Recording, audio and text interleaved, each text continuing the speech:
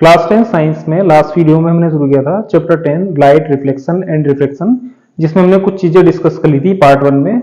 आज हम उसके आगे से शुरू करेंगे, तो चलिए शुरू करते हैं। तो नेक्स्ट टॉपिक है फोकल लेंथ।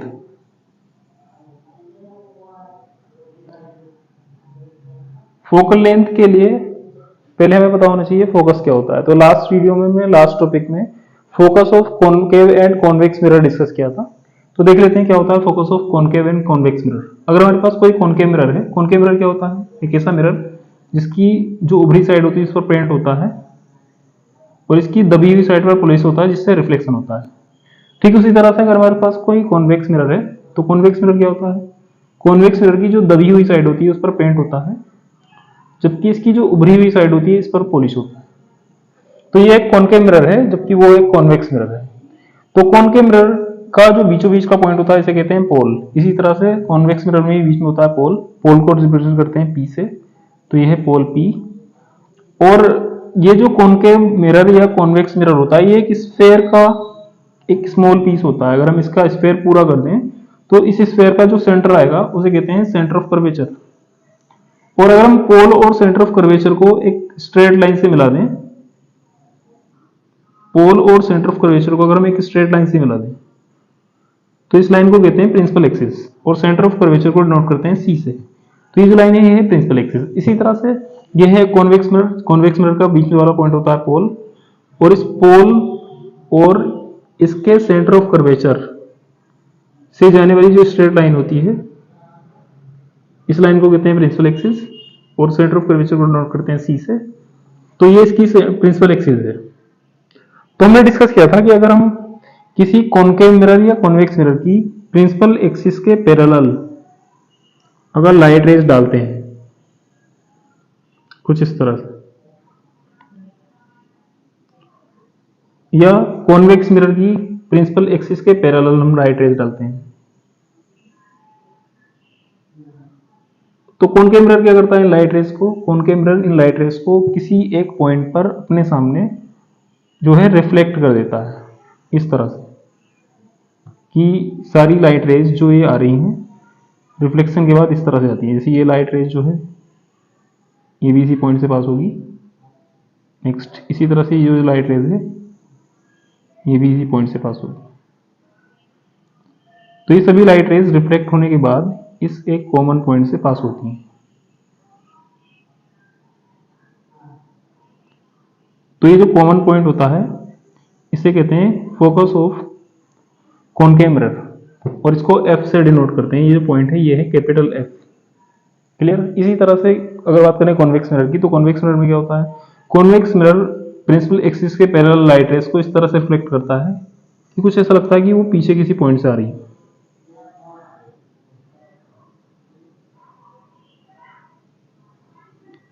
कुछ इस टाइप से,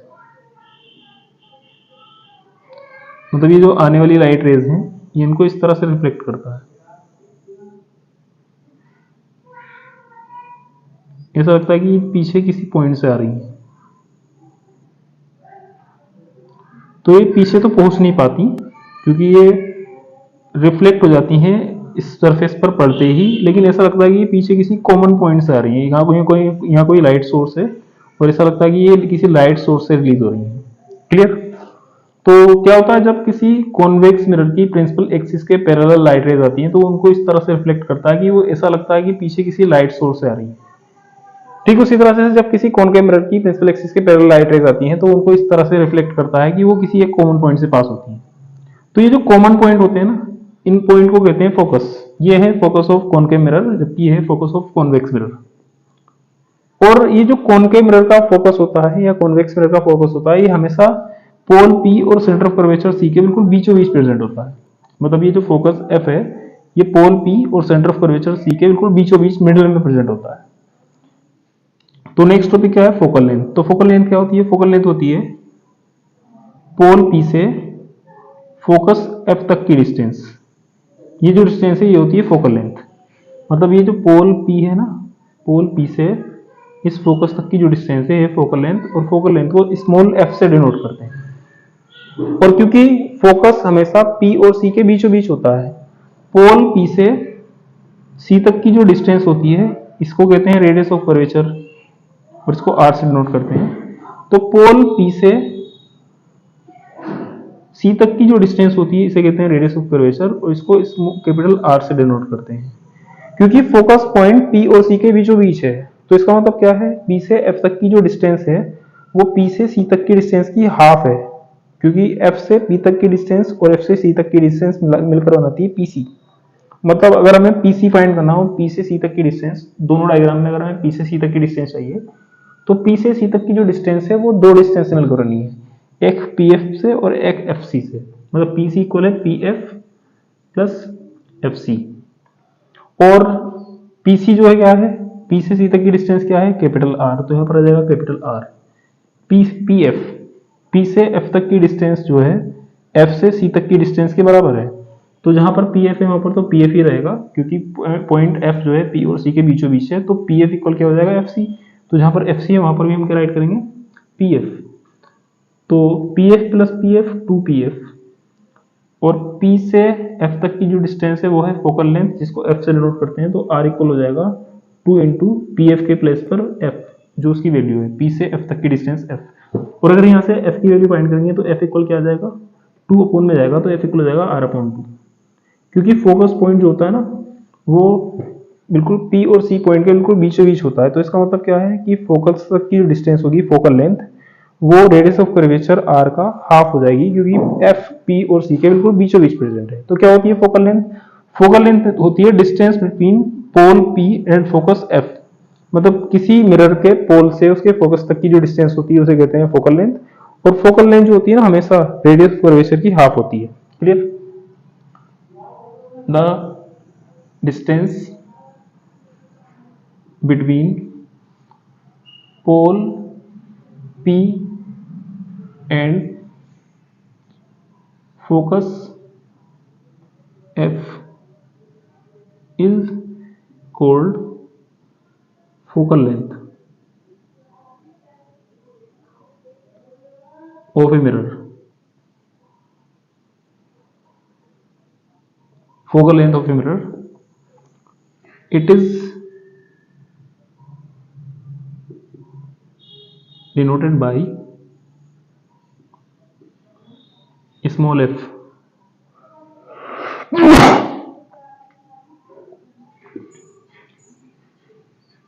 Focal length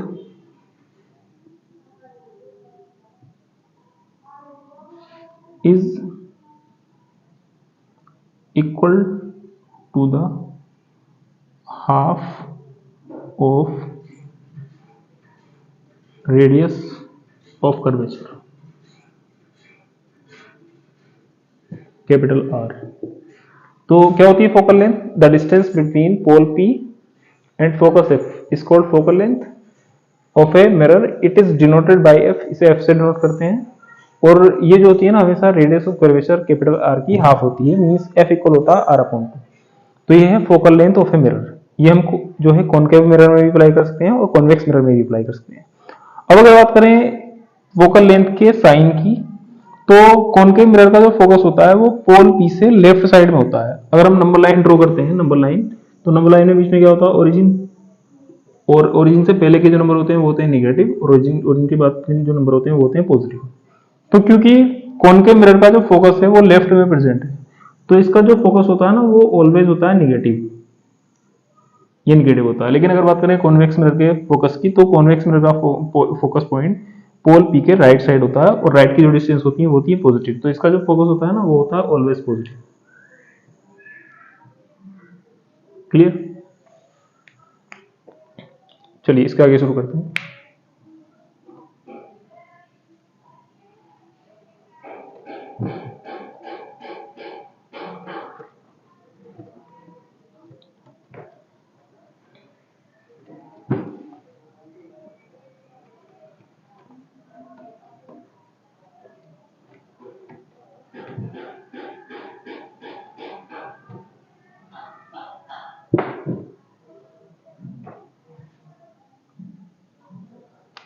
तो इस चैप्टर में अभी तक हमने डिस्कस किया है लाइट के बारे में, लाइट क्या होती है और लाइट रेज क्या होती है, और हमने डिस्कस किया इसमें मिरर, जो कि टू टाइप्स के होते हैं, प्लेन एंड स्फेरिकल, और जिसमें से स्फेरिकल मिरर टू टाइप का होता है, कॉनकेव मिरर और कॉन्वेक्स मिरर। और हमने कॉनकेव और कॉन्वेक्स मिरर से रिलेटेड कुछ डेफिनेशन डिस्कस किए हैं, जैसे कि pole, curvature, radius of curvature, centre of curvature, focal length, focus distance, ये सारी चीजें clear.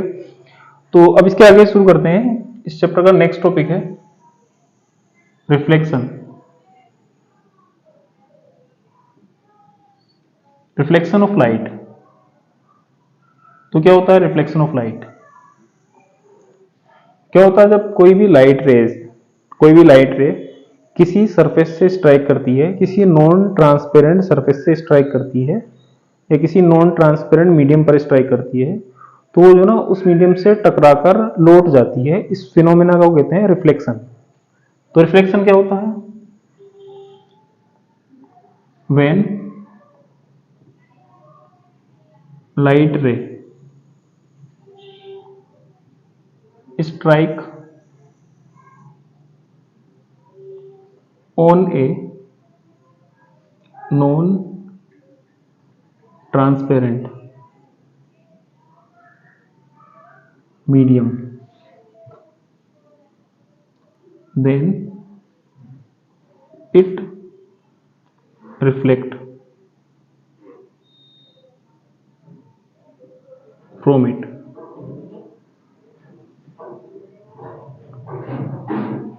This phenomenon of light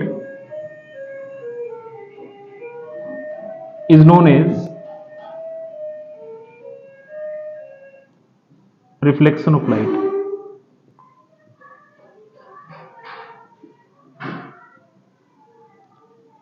तो क्या होता है जब कोई लाइट रे किसी नॉन ट्रांसपेरेंट मीडियम पर स्ट्राइक करती है, तो वो उस मीडियम से स्ट्राइक करके उसी डायरेक्शन में रिफ्लेक्ट हो जाती है। मींस उसी डायरेक्शन में तो रिफ्लेक्ट नहीं होती है। जब कोई लाइट रे किसी जो है नॉन ट्रांसपेरेंट मीडियम से टकराती है, स्ट्राइक करती है, तो वो जो उससे टकराकर लौट जाती है। तो इस फिनोमेना को कहते हैं रिफ्लेक्शन ऑफ लाइट। तो मान लेते हैं कि हमारे पास जो है कोई नॉन ट्रांसपेरेंट मीडियम है, जैसे कि मान लेते हैं ये एक नॉन ट्रांसपेरेंट मीडियम है, ट्रांसपेरेंट नहीं है, तो यहाँ पर हम कुछ पेन टाइप मान लेते हैं, ठीक है। तो क्या होता है जब किसी नॉन ट्रांसपेरेंट मीडियम पर कोई लाइट रे स्ट्राइक करती है कुछ इस तरह से, तो जिस पॉइंट पर लाइट रे स्ट्राइक करती है उस पॉइंट पर स्ट्राइक करने के बाद इस तरह से लौट जाती है, ठीक है। तो लाइट का किसी नॉन ट्रांसपेरेंट मीडियम से टकराकर लौट जाना कहलाता है रिफ्लेक्शन ऑफ लाइट। और इसमें जो ये आने वाली लाइट रे होती है इसको कहते हैं इंसिडेंट रे। Incident ray. और ये जो जाने वाली रे होती है इसको कहते हैं रिफ्लेक्टेड रे। जिस पॉइंट पर ये स्ट्राइक करती है इस पॉइंट को कहते हैं पॉइंट ऑफ इंसिडेंस।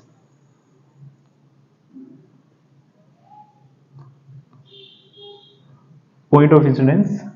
और अगर हम इस पॉइंट पर एक नॉर्मल ड्रॉ कर लें, एक परपेंडिकुलर ड्रॉ कर दें इस तरह से, तो इसको कहते हैं नॉर्मल। और ये नॉर्मल एक इमेजिनरी लाइन होती है, ऐसी कोई लाइन यहां पर होती नहीं है।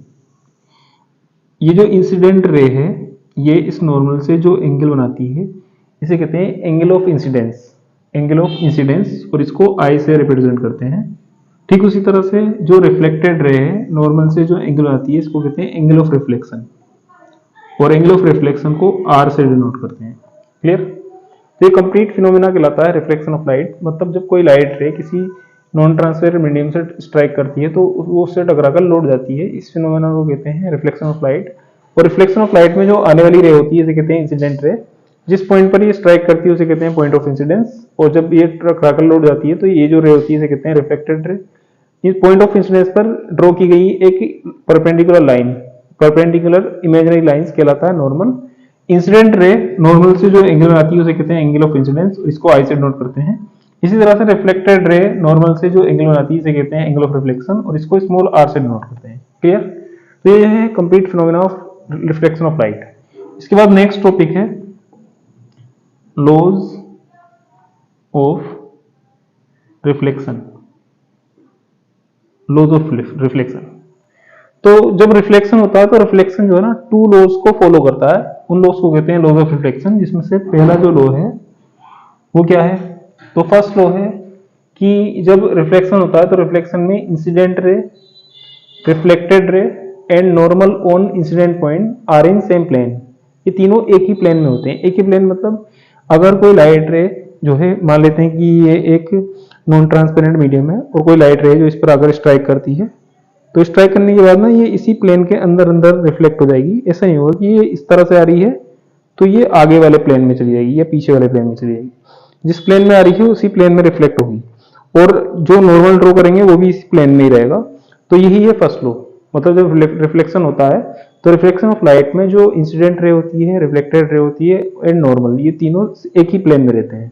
ठीक है, ये है first law of reflection. The incident ray comma reflected ray and normal are in same plane। ये तीनों चीजें एक ही प्लेन के अंदर रहती हैं। क्लियर? ये फर्स्ट लॉ ऑफ रिफ्लेक्शन है। अब बात कर लेते हैं सेकंड लॉ ऑफ रिफ्लेक्शन की। तो क्या होता है सेकंड लॉ ऑफ रिफ्लेक्शन? तो सेकंड लॉ ऑफ रिफ्लेक्शन होता है कि जो एंगल ऑफ इंसिडेंस है वो एंगल ऑफ रिफ्लेक्शन के इक्वल होता है, मींस आई इक्वल होता है R. The angle of incidence is equal to the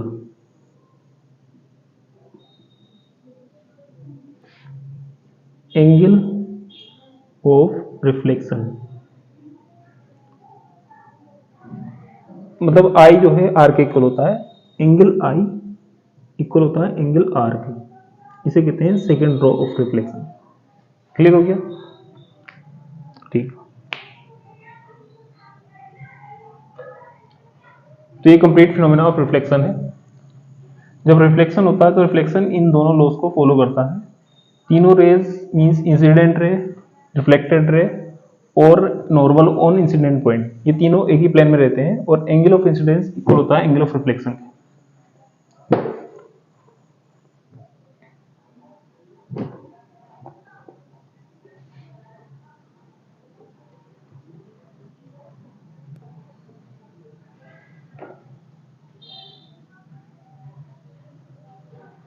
इसके बाद नेक्स्ट टॉपिक है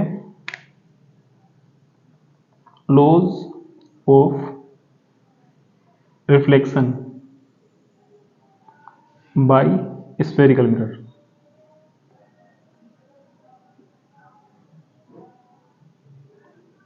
तो स्फेरिकल मिरर जो होते हैं वो टू टाइप्स के होते हैं, कॉनकेव मिरर और कॉन्वेक्स मिरर। तो जब किसी कॉनकेव मिरर या कॉन्वेक्स मिरर से लाइट रे रिफ्लेक्ट होती है तो कुछ लॉज को फॉलो करती है, जिसमें से पहला लॉ है फर्स्ट लॉ। जैसे कि अगर हमारे पास कोई कॉनकेव मिरर है, ये इसका पोल P है और ये इसकी प्रिंसिपल एक्सिस है, और यहाँ पर मान लेते हैं इसका सेंटर ऑफ कर्वेचर है। तो फर्स्ट लॉ ऑफ रिफ्लेक्शन है बाय द मिरर कि अगर कोई लाइट रे जो है कॉनकेव मिरर की प्रिंसिपल एक्सिस के पैरेलल आती है तो वो रिफ्लेक्शन के बाद फोकस से जाती है। ठीक उसी तरह से अगर हमारे पास कोई कॉन्वेक्स मिरर है, ये कॉन्वेक्स मिरर का पोल है और इस पोल से जाने वाली स्ट्रेट लाइन जो सेंटर ऑफ कर्वेचर से पास होती है इसे कहते हैं प्रिंसिपल एक्सिस। तो अगर कोई लाइट रे प्रिंसिपल एक्सिस के पैरेलल आ रही है तो ये उसको इस तरह से रिफ्लेक्ट करता है कि जैसे ये फोकस पॉइंट से आ रही है, जबकि पीछे लाइट रे पहुंचती नहीं है, बस इस तरह से रिफ्लेक्ट होती है कि जैसे पीछे किसी पॉइंट से आ रही है, मतलब फोकस की डायरेक्शन में रिफ्लेक्ट होती है। ये फर्स्ट लॉ ऑफ रिफ्लेक्शन है बाय द मिरर। मतलब जब किसी मिरर के, चाहे वो कॉनकेव मिरर हो या कॉन्वेक्स मिरर हो, प्रिंसिपल एक्सिस के पैरेलल लाइट रे आती है तो कॉनकेव मिरर उसको अपने फोकस से रिफ्लेक्ट करता है और कॉन्वेक्स मिरर उसको फोकस की डायरेक्शन में रिफ्लेक्ट करता है। Clear? Next number 2, second law of reflection by the mirror. अगर हमारे पास कोई कॉनकेव मिरर है या हमारे पास कोई कॉन्वेक्स मिरर है तो second law of reflection by the mirror है कि अगर हम किसी कॉनकेव मिरर के फोकस से कोई लाइट रे पास कराएं, फोकस पॉइंट से, ये इसका पोल P है, इसी तरह से ये इसका फोकस है और ये इसका सेंटर ऑफ कर्वेचर है। तो अगर हम किसी कॉनकेव मिरर के फोकस से कोई लाइट रे पास कराएं कुछ इस तरह से, ये इसका फोकस पॉइंट है, तो ये जो ना इससे रिफ्लेक्ट होने के बाद प्रिंसिपल एक्सिस के पैरेलल चली जाती है। ठीक उसी तरह से अगर हम जो है कोई लाइट रे कॉन्वेक्स मिरर के फोकस की डायरेक्शन लेकर आए, जैसे ये इसका फोकस है, तो अगर हम कोई लाइट रे इसके फोकस की डायरेक्शन लेकर आए इस तरह से, तो ये इसको इस तरह से रिफ्लेक्ट करता है कि रिफ्लेक्शन के बाद ये प्रिंसिपल एक्सिस के पैरेलल हो जाती है, कुछ इस तरह से। क्लियर? तो ये सेकंड लॉ ऑफ रिफ्लेक्शन है by the mirror. Third next law, अगर कोई लाइट रे जो है कॉनकेव मिरर के सेंटर ऑफ कर्वेचर से पास होती है, तो ये जो इसका फोकस है, मान लेते हैं इसका सेंटर ऑफ कर्वेचर C है, इसी तरह से ये एक कॉन्वेक्स मिरर है और ये इसका पोल P है, ये प्रिंसिपल एक्सिस है, प्रिंसिपल एक्सिस पर यहाँ पर फोकस है और यहाँ पर जो है सेंटर ऑफ कर्वेचर C है। तो अगर कोई लाइट रे किसी कॉनकेव मिरर के सेंटर ऑफ कर्वेचर से पास होती है कुछ इस तरह से, तो रिफ्लेक्शन के बाद ना ये उसी डायरेक्शन में वापस लौट जाती है जिस डायरेक्शन से आई थी, बिना अपनी डायरेक्शन को चेंज किए। इसी तरह से अगर कोई लाइट रे हम किसी कॉन्वेक्स मिरर के सेंटर ऑफ कर्वेचर की डायरेक्शन में उस पर स्ट्राइक कराएंगे, तो ये लाइट रे बिना डायरेक्शन चेंज किए उसी डायरेक्शन में वापस लौट जाती है। क्लियर? फोर्थ और लास्ट लॉ है रिफ्लेक्शन का कि अगर हमारे पास कोई कॉनकेव मिरर है, ये कॉनकेव मिरर है जबकि ये कॉन्वेक्स मिरर है, ये पोल हो गया, pole P, focus F, centre of curvature C, pole P, focus F और सेंटर ऑफ कर्वेचर C। तो लास्ट लॉ ऑफ रिफ्लेक्शन है कि अगर कोई लाइट रे कॉनकेव मिरर के पोल पर स्ट्राइक करती है, तो वो जो है इस तरह से रिफ्लेक्ट होती है कि यहाँ पर जितना एंगल बनता है उतना एंगल यहाँ पर बनता है। इसी तरह से यहाँ पर भी होता है कॉन्वेक्स मिरर में, अगर कोई लाइट रे इस तरह से इस पर स्ट्राइक करती है पोल पर, तो इसी तरह से ये रिपेल हो जाती है, इस तरह से रिफ्लेक्ट हो जाती है। ऐसे आएगी तो ऐसे चली जाएगी, इसी तरह से ये इस तरह से आएगी तो ये इस तरह से लौट के चलेगी। तो ये जो ना टोटल 4 लॉ हैं रिफ्लेक्शन बाय द मिरर। जब कोई लाइट रे किसी मिरर पर इंसिडेंट होती है, स्ट्राइक करती है, तो उस रे का रिफ्लेक्शन इन लॉज के अकॉर्डिंग होता है। प्रिंसिपल एक्सिस के पैरेलल लाइट रे रिफ्लेक्शन के बाद फोकस से जाएगी और प्रिंसिपल एक्सिस के पैरेलल डायरेक्शन में आने वाली लाइट रे इस तरह से रिफ्लेक्ट होगी कि वो फोकस से आ रही हो। सेकंड ऑफ रिफ्लेक्शन है, फोकस से जाने वाली लाइट रे पैरेलल हो जाएगी, इसी तरह से फोकस की डायरेक्शन में आने वाली लाइट रे पैरेलल हो जाएगी प्रिंसिपल एक्सिस के। अगर कोई लाइट रे सेंटर ऑफ कर्वेचर C से पास हो रही है तो उसी डायरेक्शन में लौट जाती है। ठीक उसी तरह से अगर कोई लाइट रे कॉन्वेक्स मिरर के सेंटर ऑफ कर्वेचर की डायरेक्शन में आ रही है तो उसी डायरेक्शन में लौट कर चली जाएगी। ठीक उसी तरह से कोई लाइट रे जिस एंगल पर पोल पर स्ट्राइक करती है उसी एंगल पर पोल से रिफ्लेक्ट हो जाएगी। इसी तरह से सेम कॉन्वेक्स मिरर में भी होगा। क्लियर? इस वीडियो में अगर किसी को भी कहीं कोई कंफ्यूजन रहा हो तो कमेंट बॉक्स में कमेंट कर सकते हैं। Thank you.